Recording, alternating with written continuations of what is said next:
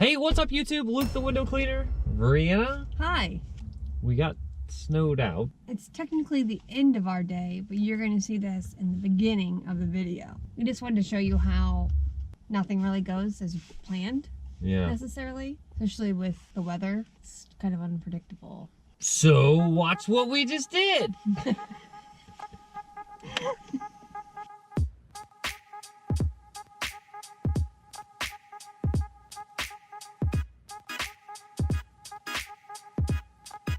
We have had quite a bit of success working with janitorial companies. That being said, it's hard to find good janitorial companies to work for. Let's say it that way, because we have worked with quite a few where it kind of put a bad taste in our mouth, and it didn't work out so well with being paid and all kinds of different things. So, but when you find a few good ones to work for, it works out amazing. It can. So we're at a commercial building here, waiting on our point of contact.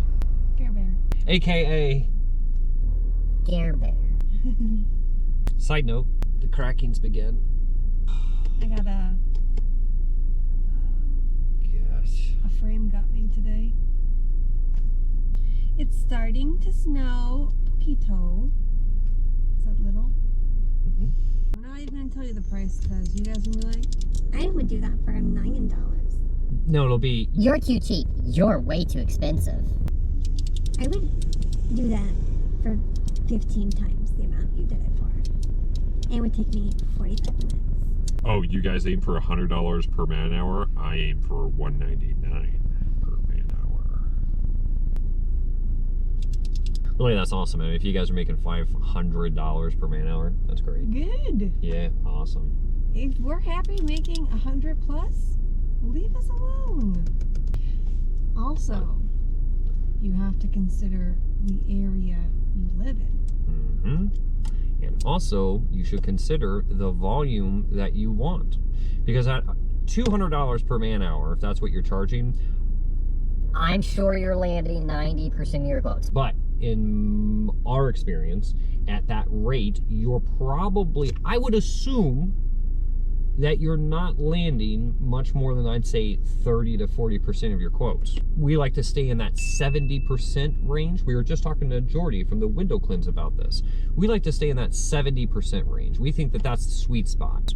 When it comes to storefronts and commercial, even like small commercial, we're pretty spot on with our area competition, like the good ones. We're all pretty much on the same field there. Yeah. When it comes to residential, we are more expensive. Yes. And that's at $8 a window for just the glass. That's not including screens, that's not including sills. So if you do screens and sills, it's $12 a window. Which is expensive here. And a lot of other places. For storm windows, for the storm window alone, we're $25, and that's if it comes off from the inside. If we have to take it off from the outside, if we have to free up a window, if we have to, remove paint like around the edge to get the thing off, you're looking at least an additional $25 on top of that. So your storm window alone, that's just the exterior window. There's 2 panes in the track. That's $25 just for that. Could go up to $50. And then you also have the home window on the other side of it, which if it's a normal window, it's $8, but they never are. It's always French windows. Then it could go anywhere from $10 to $15 for that window. If that makes sense to you. I feel like people lose that. They're like, oh, $25 for the whole thing. No.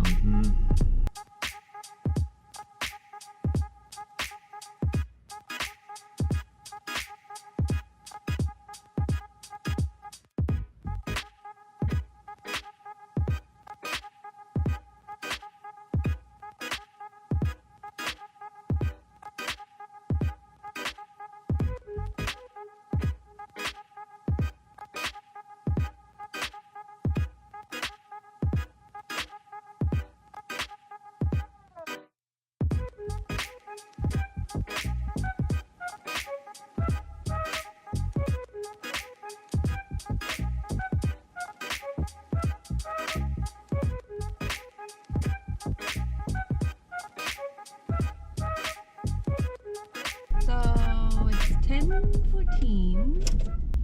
We've had one customer tell us not to clean today because it's supposed to snow and rain at about 12. It was a first time clean for like a bigger store, so we'll just do it tomorrow. Life update.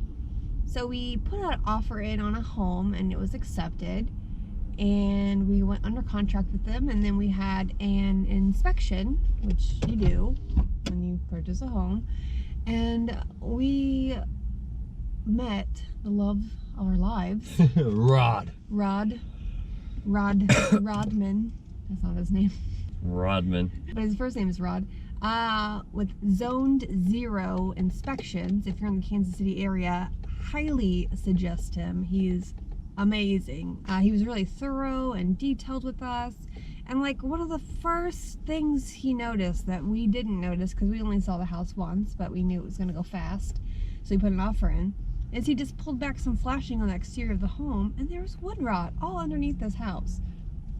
From what you could see, you could put your finger through it. The screws were, or the nails were sticking out like an inch or two because the wood had rotted away from them.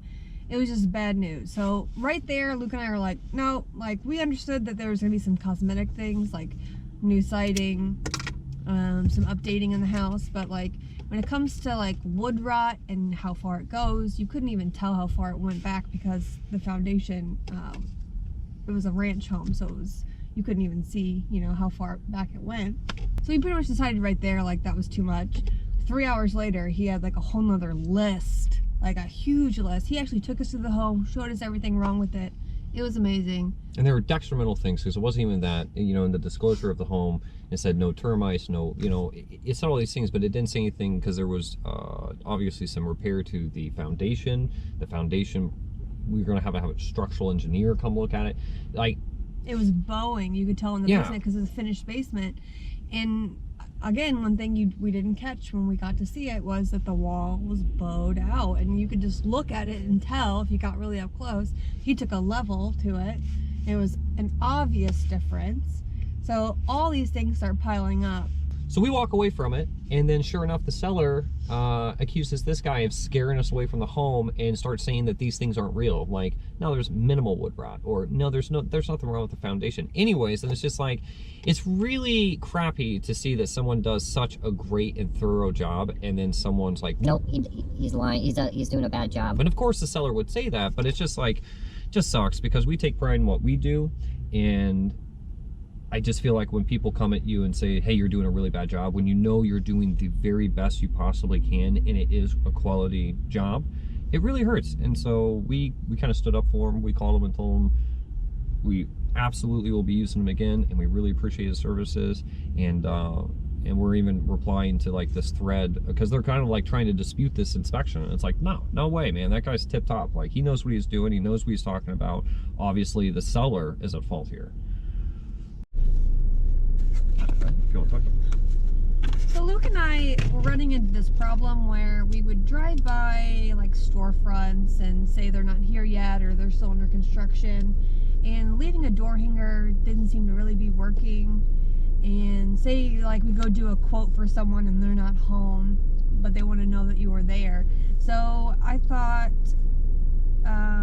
of this little idea. It's basically just a post-it, and it says, sorry we missed you, and then we can write whatever it is. So like right now there's a Cricket store right here, and it's under construction. They're just putting one in, and no one's here. One, you couldn't put a door hanger on there if you wanted to because of the door handle, and two, would it even get to where you want it to go? So this is like a little more like personalized way of saying like, hey, you know, we're in the area, we work next door, give us a call if you need it. Or say if the person wasn't at home, you're doing the quote, you could say, you know, hey Linda, sorry we missed you, you know, I'll have the quote over later this evening. It just kind of give them a peace of mind and let them know that you were there. And these are like super easy to pull on and off, so they're not going to leave any residue or anything behind. It's just like a post-it note, but a little bit bigger. I love them. Seems really professional, and it's a nice touch that it's actually like handwritten. I think that's a nice touch. So we love our local printing company. Big Frog is who we use. They just had a little mishap with the logo on some of our long sleeves, so we're still waiting to get them back. And we forgive them. You know why? Because of communication. Communication is key. They let us really know everything that was going on. Not a big deal. And storefront customers don't give a crap what you're wearing.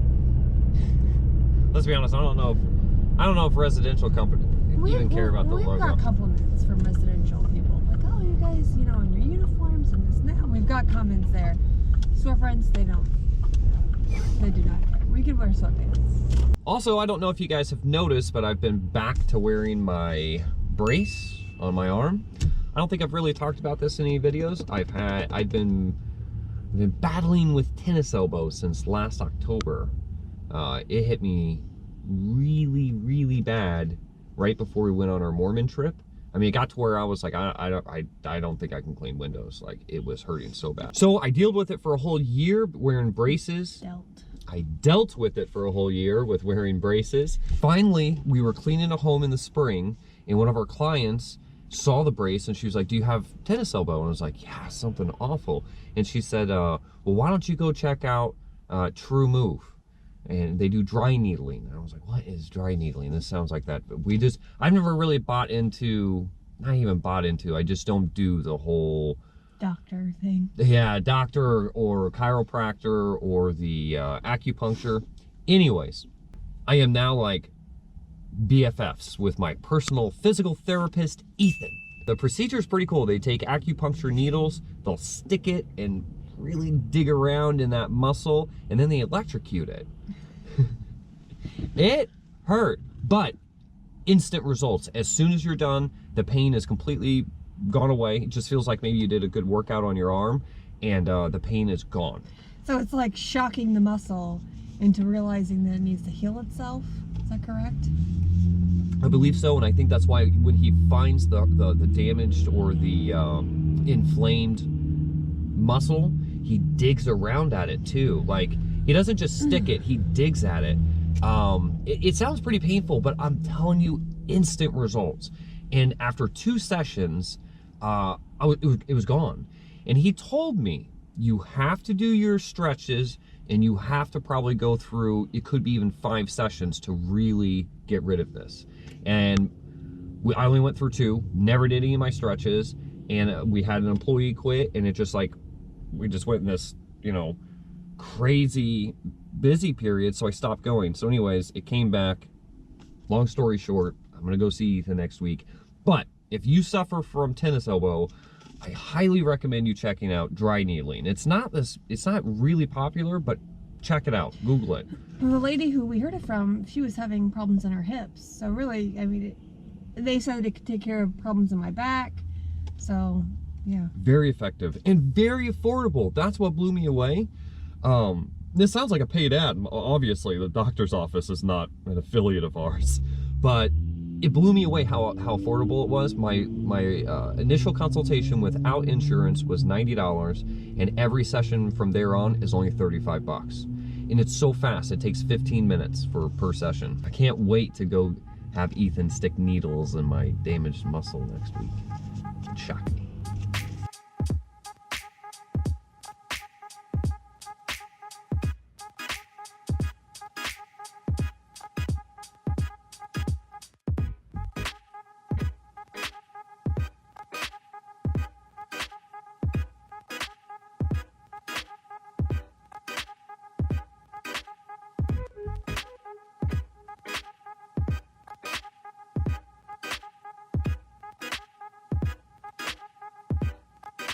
First, like, real chilly morning of the year. And it's not that bad. What is it, Reanna? Like 30 degrees? Going in, no gloves. Reanna's got a good point. Even like right now, I think it's 30 degrees. You don't actually need windshield washing fluid. You'll see that our water isn't even frozen. It's really once you start dipping below, like, you just have to feel it out. So, like 20 in the high, mid, low 20s. In the high, mid, low 20. Not frozen. We're using that purple Dawn. Heavy duty. All right. hopefully we had a good day. It's really hard to be as energetic as I usually am at the end of these videos at 7 a.m. We had a late start. But it feels good. It feels really good. We were just talking about how, like, waking up at 4 a.m. every day, you kind of feel like, almost like hungover or something. It sucks. But, well, we get up at 5:30. 5:30. Feel 100% for this day. That has already happened in the video. Well, hopefully we got all of our jobs done. It's supposed to start snowing. Don't know if that happened or not. We'll see. You guys have already saw. All right, guys. Well, thank you for watching. Be sure if you... it's harder in the mornings. Thanks for watching. If you like this video, be sure to hit the like button. Don't forget to subscribe to our channel and smash the bell icon so that you're notified each and every time we upload a video, which is every single Wednesday. Okay, bye. Bye!